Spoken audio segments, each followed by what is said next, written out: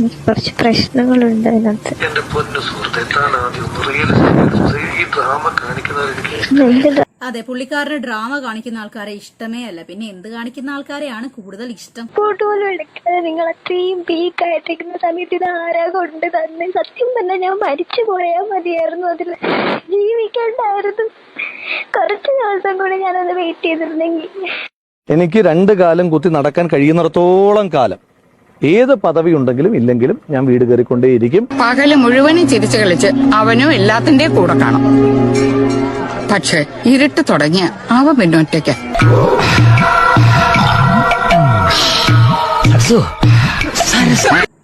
Hi guys, Rahul Mamkootathil. ഇവനെ ശരിക്കും മാങ്കൂട്ടത്തിൽ എന്നല്ല വിളിക്കേണ്ടത്, പൂന്തോട്ടത്തിൽ എന്നാണ് വിളിക്കേണ്ടത്. കാരണം തേൻ കുടിക്കുക പരാഗണം നടത്തുക, തേൻ കുടിക്കുക പരാഗണം നടത്തുക, ഈ ഒരു പരിപാടിയാണ് പുള്ളിക്കാരൻ ചെയ്തുകൊണ്ടിരിക്കുന്നത് എന്നുള്ളതാണ് മനസ്സിലാക്കാൻ വേണ്ടി പറ്റുന്നത്. ഇനി പെൺകുട്ടികളുടെ ഭാഗത്ത് മിസ്റ്റേക്ക് ഇല്ലേന്ന് ചോദിച്ചു കഴിഞ്ഞാൽ ഇല്ല എന്ന് ഞാൻ പറയുന്നില്ല. കാരണം ഏതെങ്കിലും ഒരാൾ വന്നിട്ട് ഇങ്ങനെ ഇളിച്ച് കാണിച്ചിട്ട് വർത്താനം പറയുമ്പോഴേക്കും പോവുക, അവരുടെ കൂടെ ബെഡ് ഷെയർ ചെയ്യുക, ശേഷം ചെക്കൻ മാത്രം കുറ്റക്കാരനാവുക എന്ന് പറഞ്ഞു കഴിഞ്ഞാൽ അത് നടക്കുന്ന കാര്യമൊന്നുമല്ല. പിന്നെ രാഹുലിന്റെ ഭാഗത്ത് എന്താണ് തെറ്റെന്ന് പറഞ്ഞു കഴിഞ്ഞാൽ അയാൾ ഒരു ജനപ്രതിനിധിയാണ്, സാമൂഹ്യ സേവനങ്ങൾ ചെയ്യുന്ന ഒരാളാണ്. അപ്പം സ്വന്തമായിട്ടൊരു ബോധം ഉണ്ടാവില്ല, ഞാൻ കാരണം കുടുംബങ്ങൾ തകരരുത്, ഞാൻ 4 ആൾ അറിയുന്ന ഒരു വ്യക്തിയാണ്, ഞാനൊരു ജനപ്രതിനിധിയാണ്, അപ്പൊ ഞാൻ ആളുകളോട് കീപ്പ് ചെയ്യേണ്ട ഒരു മിനിമം ഡിസ്റ്റൻസ് ഉണ്ട്, ഞാനത് കീപ്പ് ചെയ്യണം എന്നുള്ള ഒരു കോമൺ സെൻസ് അയാൾക്ക് വേണ്ടേ? അതില്ലാത്തത് കൊണ്ടാണ് ഈ പൂന്തോട്ടത്തിനെ എല്ലാവരും കളിയാക്കിക്കൊണ്ടിരിക്കുന്നത്, വിമർശിച്ചുകൊണ്ടിരിക്കുന്നതും. ഇനി വേറൊരു ഭാഗത്ത് നിന്ന് ചിന്തിക്കുകയാണെന്നുണ്ടെങ്കിൽ രാഹുല് ഒരാളാണ് ഒരുപാട് പെൺകുട്ടികളുമായിട്ട് ശാരീരിക ബന്ധത്തിലും സെക്സ് ചാറ്റിലും ഒക്കെ ഏർപ്പെട്ടിട്ടുള്ളത്. രാഹുലുമായിട്ട് പല സ്ത്രീകളും. ഇവിടെ ഇയാളാണ് കൂടുതൽ ക്രൈം ചെയ്തിട്ടുള്ളത് എന്ന് പറയാം. ഇപ്പൊ ഞാനൊരു ഉദാഹരണം പറയുകയാണെങ്കിൽ, പൈസയ്ക്ക് വേണ്ടി ശരീരം വിൽക്കുന്ന ഒരു പെൺകുട്ടി, അവള് ശരീരം പങ്കുവെക്കുന്നത് 1ൽ കൂടുതൽ പുരുഷന്മാരെ കൂടെയാണ്. അങ്ങനെയുള്ള ഒരു സ്ത്രീനെ നമ്മളെല്ലാരും പറയാ എന്താണ്, പ്രോസ്റ്റിറ്റ്യൂട്ട് എന്നോ അല്ലെങ്കിൽ വേശ്യാന്നോ, അങ്ങനെയൊക്കെയാണ് ആളുകൾ ആ സ്ത്രീനെ വിലയിരുത്തുന്നത്. അതേപോലെ തന്നെ ഒരു പുരുഷൻ 1ൽ കൂടുതൽ സ്ത്രീകളുമായിട്ട് ശാരീരിക ബന്ധം വെച്ച് പുലർത്തിക്കൊണ്ടിരിക്കുകയാണ്. അയാളെ നമ്മൾ ഏത് രീതിയിലാണ് അഭിസംബോധന ചെയ്യേണ്ടത്, എങ്ങനെയാണ് അയാളെ വിളിക്കേണ്ടത്? രാഹുലിനെ നോക്കുകയാണെങ്കിൽ പുള്ളിക്കാരൻ ആ ഒരു ഗണത്തിൽപ്പെട്ട ആളല്ലേ. പെൺകുട്ടി തെറ്റ് ചെയ്തിട്ടില്ല, പുണ്യവതിയാണ് എന്നൊന്നും ഞാൻ പറയുന്നില്ല. ഇപ്പൊ റീസെന്റ് ആയിട്ട് വന്ന ആ ഒരു പെൺകുട്ടി വിവാഹം കഴിഞ്ഞതാണെന്നും കല്യാണം കഴിഞ്ഞിട്ട് 1 വർഷമായിട്ടേ ഉള്ളൂ എന്നൊക്കെ പറയുന്നുണ്ട്. അവിടെയും രാഹുൽ ഈശ്വർ വന്നിട്ട് മാങ്കൂട്ടത്തിനെ വെളുപ്പിക്കുന്നുണ്ട്, കല്യാണം കഴിഞ്ഞ കാര്യം വിവാഹം മറച്ചു വെച്ചിട്ടാണ് രാഹുലുമായിട്ട് ബന്ധം സ്ഥാപിച്ചതെന്നൊക്കെ. ഇയാളുമായിട്ട് ബന്ധത്തിൽ ഏർപ്പെട്ട വേറെ പല സ്ത്രീകളും ഇതിനു മുമ്പ് വന്നിട്ടും പെൺകുട്ടികൾ ഇങ്ങോട്ട് വന്ന രാഹുലിന് അതൊന്നൊരു വിഷയമേ അല്ല, രാഹുൽ അങ്ങോട്ട് പോവും എന്നുള്ളതാണ്. വിവാഹം കഴിഞ്ഞവരാട്ടെ വിവാഹം കഴിയാത്തവരാട്ടെ രാഹുലിന് അതൊക്കെ ഒരു എന്റർടൈൻമെന്റ് ആണ് എന്നുള്ളതാണോ രാഹുൽ ഈശ്വർ അയാളുടെ വീഡിയോസ് വഴി പറയുന്നത് എന്നാണ് എനിക്ക് മനസ്സിലാവാത്തത്. ഒരു ജനപ്രതിനിധി എന്ന് പറഞ്ഞു കഴിഞ്ഞാൽ കണ്ട പെണ്ണുങ്ങളുടെ കൂടെ എല്ലാം അഴിഞ്ഞാടി നടന്ന് തോന്നിയ പോലെ സെക്സ് ചാറ്റും ചെയ്തിട്ട് നടക്കുന്ന ഒരാളെയാണോ ജനങ്ങള് പ്രതിനിധി എന്ന രീതിയിൽ മനസ്സിലേറ്റിക്കൊണ്ട് നടക്കേണ്ടത്? ഇത്രയും സ്വഭാവദൂഷ്യമുള്ള ഒരാള് സാമൂഹ്യ സേവനം ചെയ്യുന്നതിൽ എന്താണ് അർത്ഥം? അതും കൂടെ പറയാം. അങ്ങനെയാണെങ്കിൽ നാളെ ഇതിലും വലിയ കുറ്റങ്ങൾ ചെയ്ത ആളുകളോ ഈ ജോളിയോ അല്ലെങ്കിൽ കഷായം ഗ്രീഷ്മയോ ഒക്കെ വന്നു കഴിഞ്ഞിട്ട് വല്ലാത്ത സാമൂഹ്യ സേവനങ്ങളെല്ലാം ഒരു വഴി കൂടെ ചെയ്യുന്നു, നന്മ പ്രവർത്തികൾ വേറൊരു സൈഡിൽ കൂടെ ചെയ്യുന്നു, തിന്മകൾ മറ്റൊരു സൈഡിൽ കൂടെ ചെയ്ത് കഴിഞ്ഞാൽ ഈ നന്മകളെ കൊണ്ട് തിന്മകളെ മറയ്ക്കാൻ വേണ്ടി പറ്റുമോ? ഇവിടെ രാഹുലിന്റെ കേസുകളിൽ നടന്നുകൊണ്ടിരിക്കുന്ന അതാണ്. എല്ലാ കുറ്റവും ഇപ്പൊ പെണ്ണുങ്ങളുടെ ഭാഗത്താണ്. സ്ത്രീകൾ അങ്ങോട്ട് ചെന്നതുകൊണ്ടല്ലേ രാഹുൽ അത് ചെയ്തത്? കല്യാണം കഴിഞ്ഞൊരു സ്ത്രീയല്ലേ, അവളൊരു പുരുഷന്റെ അടുത്തേക്ക് പോവാൻ പാടുണ്ടോ? ഒരു പരസ്ത്രീ ബന്ധം സ്ഥാപിച്ച രാഹുലിന്റെ ഭാഗത്ത് തെറ്റില്ല, അവിടെ രാഹുൽ പുണ്യവാളൻ. ഇപ്പുറത്തെ പെണ്ണ് മാത്രമാണ് തെറ്റുകാരി. ഇപ്പൊ വേറൊരു വോയിസും കൂടെ പുറത്തു വന്നിട്ടുണ്ട്, എന്താണ് കൊല്ലാൻ ശ്രമിച്ചു, മരുന്ന് നൽകി കൊല്ലാൻ ശ്രമിച്ചു എന്നൊക്കെ പറഞ്ഞിട്ട്. എന്തായാലും നമുക്ക് ആ വോയിസിലൂടെ ഒന്ന് കടന്നു പോയിട്ട് വരാം. ഡോക്ടർ അറിയാം, അമ്മയ്ക്കൊക്കെ അറിയുന്ന ഡോക്ടറാണ്. എനിക്കൊരു പേടിയുണ്ട് അവിടേക്ക് പോകാൻ വേണ്ടിട്ട്. എനിക്കാകെ വയ്യാണ്ടിരിക്കുകയെന്ന് വെച്ച് കഴിഞ്ഞാൽ എനിക്ക് വൊമിറ്റിംഗ് ഉണ്ട്, എനിക്ക് കുറച്ച് പ്രശ്നങ്ങളുണ്ട് അതിനകത്ത്. എന്റെ പൊന്നു സുഹൃത്തെ, താൻ ആദ്യം റിയൽ ഈ ഡ്രാമ കാണിക്കുന്നവർ. അതെ, പുള്ളിക്കാരന് ഡ്രാമ കാണിക്കുന്ന ആൾക്കാരെ ഇഷ്ടമേ അല്ല, പിന്നെ എന്ത് കാണിക്കുന്ന ആൾക്കാരെയാണ് കൂടുതൽ ഇഷ്ടം എന്നാണ് പറയുന്നത്. എനിക്ക് വയ്യാണ്ടിരിക്കാൻ ഞാൻ എല്ലാരും ശ്രദ്ധിക്കുന്നുണ്ട്. വീട്ടിൽ പോയിട്ട് എനിക്ക് അമ്മയെ കണ്ടിട്ട് കരച്ചിൽ സഹിക്കാൻ പറ്റുന്നില്ല.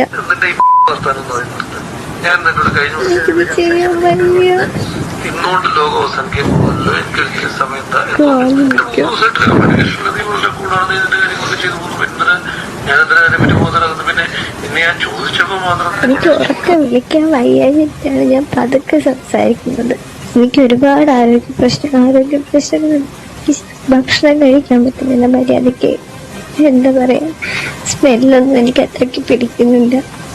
അങ്ങനെ ഒരുപാട് പ്രശ്നങ്ങളുണ്ട്. എനിക്കിത് ആരോടും പറയാനും പറ്റുന്നില്ല. ഹോസ്പിറ്റലിൽ പോകുമ്പോൾ ഈ ഡ്രാമയൊന്നും ഈ 1-ാം മാസത്തിൽ എന്തൊക്കെ ഉണ്ടാകാൻ പറ്റുന്നതൊക്കെ നമുക്ക് എല്ലാവർക്കും അറിയുന്നതല്ലേ.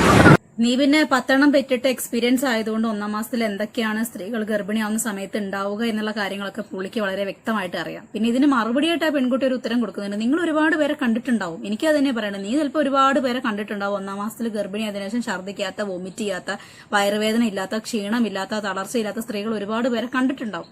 അതിൽ പെടാത്തൊരു കുട്ടിയായിരിക്കും ചിലപ്പോൾ ഇത്. അതുകൊണ്ടാണ് നിനക്ക് ഇത് ഡ്രാമയായിട്ട് തോന്നുന്നത്. അല്ലാണ്ട് നോർമലായിട്ട് എല്ലാ സ്ത്രീകളും ഒരുപോലെ. ചില സ്ത്രീകൾക്ക് 1-ാം മാസം മുതലേ ഈ പ്രഗ്നൻസി കൺഫേം ആവുന്നതിന് മുമ്പേ ഛർദിലും ക്ഷീണവും തുടങ്ങുന്ന സ്ത്രീകളും നാട്ടിലുണ്ട്. അപ്പൊ നീ അങ്ങനത്തെ സ്ത്രീകളെ കണ്ടിട്ടില്ല. അതുകൊണ്ടാണ് ഇപ്പം നിന്റെ ലിസ്റ്റിൽ ഇങ്ങനെ ഫസ്റ്റ് മന്ത് തന്നെ ഈ വൊമിറ്റിങ്ങും കാര്യങ്ങളൊക്കെ ഉള്ളത് ഈ പെൺകുട്ടിക്ക് മാത്രമായിരിക്കും. അതാണ് അങ്ങോട്ട് അക്സെപ്റ്റ് ചെയ്യാൻ വേണ്ടി പറ്റാത്തത്. കുറെ പേരെ കണ്ടിട്ടുണ്ടാവും. എനിക്ക് എന്റെ കാര്യം മാത്രമേ എനിക്ക് ആദ്യത്തെ മാസം അങ്ങനെയാണോ ഇങ്ങനെയാണോ എന്തിനാണ് ഇങ്ങനൊരു മാറ്റം വരുന്നത്? ഇത് ആരുടെ പ്ലാനാണ്? എന്റെ പ്ലാനാണോ? എന്റെ പ്ലാനാണോ? ആർക്കാണ് കുഞ്ഞിനെ വേണം എന്ന് പറഞ്ഞുകൊണ്ടിരുന്നത്? ഞാനാണോ? പിന്നെ നിങ്ങൾ എന്തിനാണ് ഈ ലാസ്റ്റ് മൊമെന്റിൽ ഇങ്ങനെ മാറുന്നത്? നിങ്ങൾ എന്തിനാണ് ഈ ലാസ്റ്റ് മൊമെന്റിൽ മാറുന്നത്? നിങ്ങൾ എന്തിനാണ് എന്തെങ്കിലും കൊല്ല ചെയ്യുന്നത്? ഇങ്ങനെ എന്തിനാണ് ഈ കൊല്ലുന്ന കാര്യം പറഞ്ഞുകൊണ്ടിരിക്കുന്നത്? നിങ്ങൾക്കല്ലേ ഇതിന് വേണം എന്ന് പറഞ്ഞുകൊണ്ടിരുന്നത്? എനിക്ക് പറ്റുമെന്ന് തോന്നുന്നില്ല. ആരുടെ സഹായം ഇല്ലാതെ, ഒരു മനുഷ്യന്റെ സഹായം ഇല്ലാതെ അത് ചെയ്തു തരുമെന്ന് തോന്നുന്നുണ്ടോ? ഹോസ്പിറ്റലിൽ പോകുമ്പോൾ അവരൊറ്റയ്ക്ക് വരുന്നല്ലോ. എനിക്കറിയാം, എനിക്ക് ഒരുപാട് മാറി. ഇങ്ങനൊന്നും ആയിരുന്നില്ല. ഇത് വേണമെന്ന് വാശി പിടിച്ചതാണ്. ഞാനാണ് വേണ്ടെന്നാ ഞാൻ പറഞ്ഞത്. നിങ്ങൾക്കത് വേണം എന്നും പറഞ്ഞിട്ട് നിങ്ങളുടെ പ്ലാനിങ് തന്നെ, എന്റെ ഇനി ഇതും എയുടെ തലയിലാവുന്നാണ് എന്റെ സംശയം. പാവം എയെ എന്ത് പിഴച്ചു ആവും. ആശുപത്രിയിൽ ആ പെൺകുട്ടീന്റെ കൂടെ പോവാൻ അയാൾക്ക് താല്പര്യമില്ല. അയാൾക്ക് അതിന് വയ്യ. കാരണം പോയി കഴിഞ്ഞാൽ ആൾക്കാർ കാണുമല്ലോ, തിരിച്ചറിയല്ലോ. അതുകൊണ്ടായിരിക്കണം ആ പെൺകുട്ടീനെ പോവാനും ഈ അബോർഷൻ ചെയ്യാനും വേണ്ടിയിട്ട് ഇങ്ങനെ നിർബന്ധിച്ചുകൊണ്ടിരിക്കുക. എനിക്ക് കുഞ്ഞിനെ താന്നും പറഞ്ഞിട്ട് അതിനെ പ്രഗ്നന്റ് ആക്കിയിട്ട് പിന്നെ അബോർഷൻ ചെയ്യാൻ വേണ്ടി പറയുന്നു. ആദ്യം സമ്മതിക്കുന്നതും പിന്നെ വിസമ്മതിക്കുന്നു. അതിന് കിടന്നിട്ട് അങ്ങോട്ടും ഇങ്ങോട്ടും വാക്ക് തർക്കങ്ങളാകുന്നു. ഇയാളൊക്കെ ജനപ്രതിനിധി എന്നും പറഞ്ഞ് താങ്ങിക്കൊണ്ട് കിടക്കുന്ന ആൾക്കാരെ പറഞ്ഞാൽ മതിയല്ലോ. ഇനി നമുക്ക് എന്തായാലും പുള്ളിക്കാരനെ കുറിച്ച് വളരെ രസകരമായിട്ടുള്ള ഒരു ട്രോൾ ഒന്ന് കണ്ടേക്കാം. ഈ അടുത്ത് ഇറങ്ങിയതാണ്. ആ ട്രോളിൽ പറയുന്ന അത്രയും കാര്യങ്ങൾ ചിരിക്കാൻ മാത്രമല്ല ചിന്തിക്കാനും കൂടെ ഉണ്ട്. എനിക്ക് 2 കാലം കുത്തി നടക്കാൻ കഴിയുന്നിടത്തോളം കാലം ഏത് പദവി ഉണ്ടെങ്കിലും ഇല്ലെങ്കിലും ഞാൻ വീട് കയറിക്കൊണ്ടേയിരിക്കും. പകല് മുഴുവനും ചിരിച്ചു കളിച്ച് അവനും എല്ലാത്തിന്റെ കൂടെ കാണും. പക്ഷെ ഇരുട്ട് തുടങ്ങിയ അവ പിന്നൊറ്റയ്ക്ക്.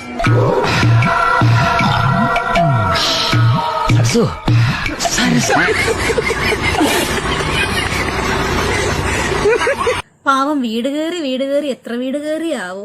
കേറിയ വീട്ടിലുള്ളവരെല്ലാരും എന്തായാലും ഒന്ന് ശ്രദ്ധിച്ചു. അത്ര വെടിപ്പല്ല. അവസാനം പുറത്തു വന്ന ശബ്ദ സംഭാഷണം ആരെങ്കിലും കേട്ടിരുന്നാ? ഇല്ല, എനിക്ക് കാണാൻ പറ്റിയില്ല. ഇതൊന്നും കാണേണ്ട ഏർപ്പാടൊന്നും അല്ലല്ലോ. സ്കൂളിൽ പഠിക്കുമ്പം ഒരു ബന്ധം, അത് കഴിഞ്ഞിട്ട് കോളേജിൽ പോകുമ്പോൾ വേറൊരു ബന്ധം, അത് കഴിഞ്ഞിട്ട് തൊഴിൽ അന്വേഷിച്ച് നടക്കുമ്പോഴത്തേക്കിന് ഇതൊന്നും അല്ലാത്ത ഒരു ബന്ധം, അത് കഴിഞ്ഞ് പിന്നീട് ഒരു സൗഹൃദം. ഇതൊന്നും അല്ലാത്ത ഒരാളെ കല്യാണം കഴിക്കാനായിട്ട് തീരുമാനിച്ചു. ഈ പൂമ്പാറ്റ പല പൂക്കളിലിരുന്ന് തേൻ കുടിക്കുന്ന കണ്ടിട്ടില്ല? തേൻ കുടിക്കുന്നു, പറക്കുന്നു, പരാഗണം. തേൻ കുടിക്കുന്നു, പറക്കുന്നു, അങ്ങനെ പറന്നൊരു പൂമ്പാറ്റ ജീവിതം.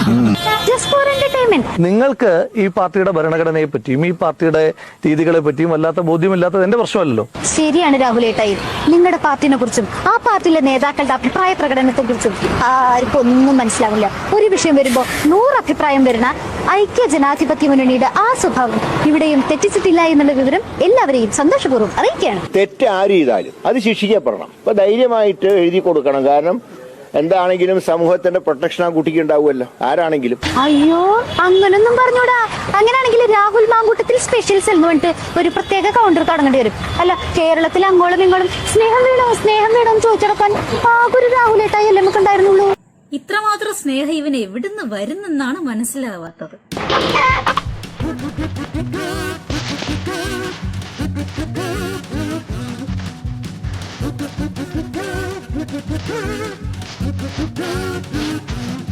രാഹുൽ മാങ്കൂട്ടത്തിന് പാർട്ടി സസ്പെൻഷൻ കൊടുത്തിട്ടുണ്ട്. അതുകൊണ്ട് പാർട്ടി പരിപാടികളിലൊന്നും പങ്കെടുക്കാൻ പറ്റില്ല.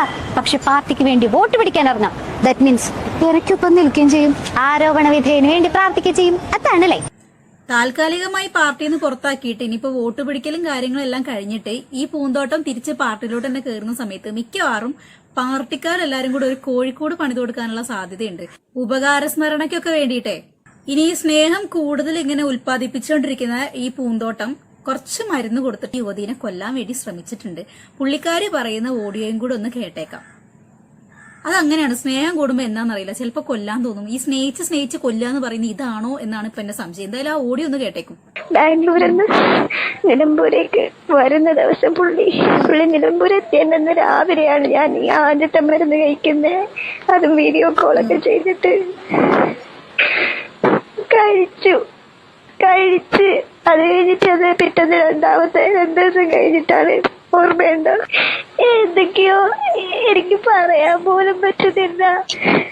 ബ്ലീഡിങ് ഇത്ര ദിവസം എടുത്തിട്ടാണ് അത് നിക്കണേ.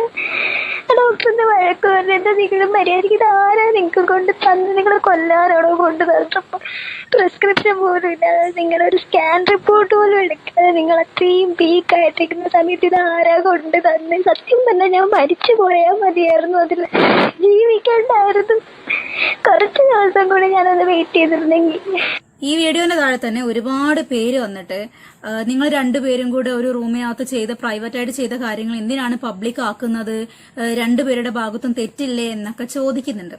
ഷെഡ്ഡി ഊരി കൊടുക്കുമ്പോൾ അറിയത്തില്ലായിരുന്നു അങ്ങനെ എങ്ങനെ എന്നൊക്കെ ഒരുപാട് പേര് ചോദിക്കുന്നുണ്ട് ആ ഒരു കമന്റ് സെക്ഷനിൽ തന്നെ. ഞാനൊരു കാര്യം നിങ്ങളോട് ചോദിക്കട്ടെ, ഇവിടെ ഇപ്പൊ അത് ഊരി കൊടുത്തു എന്ന് പറയുന്ന സ്ത്രീ മാത്രമാണ് നിങ്ങൾ കുറ്റക്കാരായിട്ട് കാണുന്നത്. ഊരാൻ ഹെൽപ്പ് ചെയ്തിട്ടുള്ള അയാളെ നിങ്ങൾ തെറ്റുകാരനായിട്ട് കാണുന്നില്ല. ഇതാണ് ഞാൻ നേരത്തെ പറഞ്ഞത്.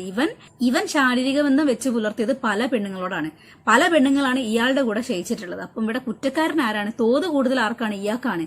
ഇയാളൊന്നുമില്ലെങ്കിൽ ഒരു ജനപ്രതിനിധിയാണ്, 4 ആൾക്കാർ അറിയുന്ന ആൾക്കാരാണ്. അപ്പൊ ഞാൻ ഇച്ചിരി മാനേഴ്സ് പാലിക്കണം. എല്ലാ സ്ത്രീകളെയും കാണുന്ന സമയത്ത് ഇങ്ങനെ വാലും പൊക്കി ഓടരുത്, കണ്ട പെണ്ണുങ്ങളുടെ കൂടെ ഇങ്ങനെ ബെഡ് ഷെയർ ചെയ്യരുത് എന്നുള്ള കാര്യങ്ങളൊക്കെ ഇയാൾക്കൊരു ബോധം വേണ്ടേ?